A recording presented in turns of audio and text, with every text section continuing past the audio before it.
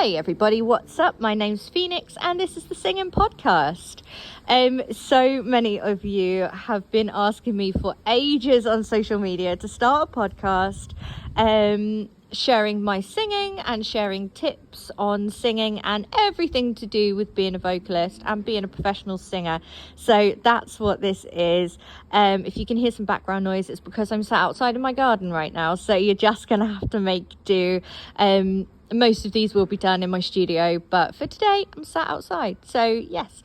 So basically this podcast is going to be all things singing. So I'm going to share some of my favorite songs with you on some of the podcasts I'm going to be singing for you, and I'll be doing like requests and things like that people have asked me to do. Other sessions of this podcast, I'm going to be giving you tips on singing and how to protect your voice and how to start singing and things like that. So I hope that you guys will find this podcast fun and enjoyable and useful. So we're just going to crack on. Today we are going to be talking about my top 5 tips on how to get started as a professional singer. And it sounds really simple, right? To start singing, you just need to open your mouth and noise comes out. But it's really not that simple. When you are becoming a singer and you're going from just kind of singing in your bedroom to wanting to sing in front of an audience, whether that's just karaoke or whether that's doing shows or whether that's performing professional shows, then there is a lot to think about. So you need to think about first, top tip number 1, you need to think about the genre of music that you want to actually sing. It's okay if you want to eventually become like a multitask singer and you want to sing loads of different genres. That's absolutely fine. But to start out with, I would pick maybe 1 or 2. So when I started, I picked pop and musical theatre because they were what I knew the most, they were what I loved the most, and they were kind of what started me singing in the first place. And it's also really important to note that when you are choosing your genres, it needs to be music that you enjoy singing as well, because around 80% of the reason that people love you singing or they love a particular performance that you do is because of the emotional connection that you have with that song as you're performing it. So it needs to be music that you actually relate to, that you connect to, and that you can feel the emotions of, whether it's pop, musical theatre, rock, ballads, any of that stuff, okay?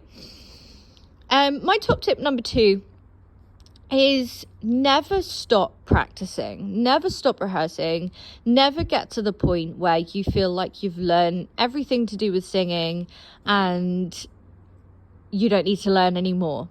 Okay, the most important thing about being a creative and being a performer in any aspect, singing, acting, dancing, whatever it is, the most important thing is to keep learning, keep regenerating, keep doing new things, keep trying new things, because that's how you keep it fresh. Look at what other people do and don't compete with them because you're not them, but look at what they do. Take inspiration from what other people are doing and take inspiration from how different they are to you, and look at the ways that they sort of change what they're doing, and they'll do something different every now and then try and adapt that to what you do. Never get to the point where you feel like you've learned everything and you're just a pro that doesn't need to learn anymore, because the best thing to do as a performer is keep learning. Top tip number 3, and I really like this one, and it sounds really obvious, but it's something that a lot of professional singers tend to forget about, and this one is protect your voice. Now, this doesn't just count for a day before a performance or a week before a performance. You should be protecting your voice at all times, okay? Your voice is your money maker. It's your instrument. It's what you use in your career or what you're about to use in your career. So you need to look after it, right?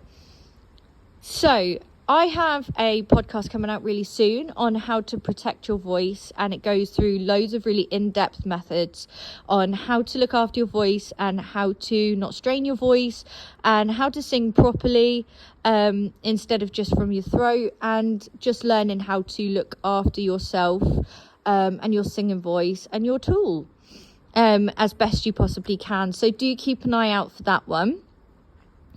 Top tip number 4 is super important, and it's learn from a tutor, like learn from a singing teacher, because there is so much difference, guys. I cannot explain to you just how much difference there is from listening to songs and replicating that sound to actually knowing what you're doing with your voice and what's happening with your voice at any moment in time. Now, I know at the moment, like, the cost of living is ridiculous. Not everyone can afford a singing tutor, and that's absolutely fine. There are loads of really helpful videos on YouTube and on the internet on singing and what your voice does and how to start singing and where your voice comes from when you sing and how to make different sounds and different belts and different keys and different pitches and stuff with your voice safely. So if you can't afford a tutor, I mean, I am a singing tutor myself. I will always recommend going with a tutor, because with a tutor you can actually ask questions as you go along and get answers straight away, whereas with a video it's obviously a bit more difficult. But if you don't have the resources to do that, the videos on YouTube are fantastic. And over the course of this podcast, over the course of my series, I will be sharing some of my favourite singing tutors on YouTube for you, and I'll be sharing videos that you can go and watch with them as well. But always get in touch with a singing tutor, or have a look on YouTube and find some videos that you can look at to train your voice, and it's really, really helpful. So my top tip number 5, my last one of the day, is just be open to new ideas. And it sounds really ominous, this one. But the thing is, sometimes you can get into your head, oh, I only want to sing musical theatre. And then you'll hear a song that is nothing to do with musical theatre, and you'll be like, oh, I would really love to sing that, but it's not in my genre. Sing it anyway.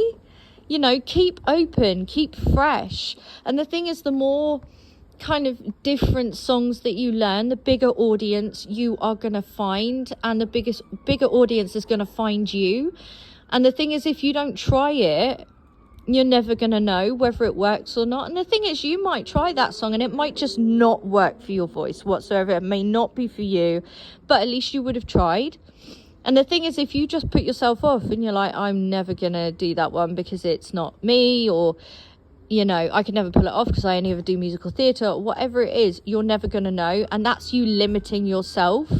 That's no one else limiting you. That's you limiting yourself. So always keep open. Always remain to the point where you are open to any new ideas, any new songs, any new genres, and you will try anything and everything, even if it's just to try it and find out that it doesn't work. And that's super, super important, because if we're not always trying new things, it means that we're stuck doing the same things over and over again, and then people get bored of hearing you. And people get bored of what you offer because you're not being fresh, you're not being new, you're not bringing them anything they haven't seen before. Do you know what I mean? So that's it for today, guys. That is episode number 1 over and done with. I hope you guys found this really, really useful. Thank you so much for your love and support on my socials and for asking me to do a podcast. I really appreciate it, and I hope that you guys find it really useful and fun.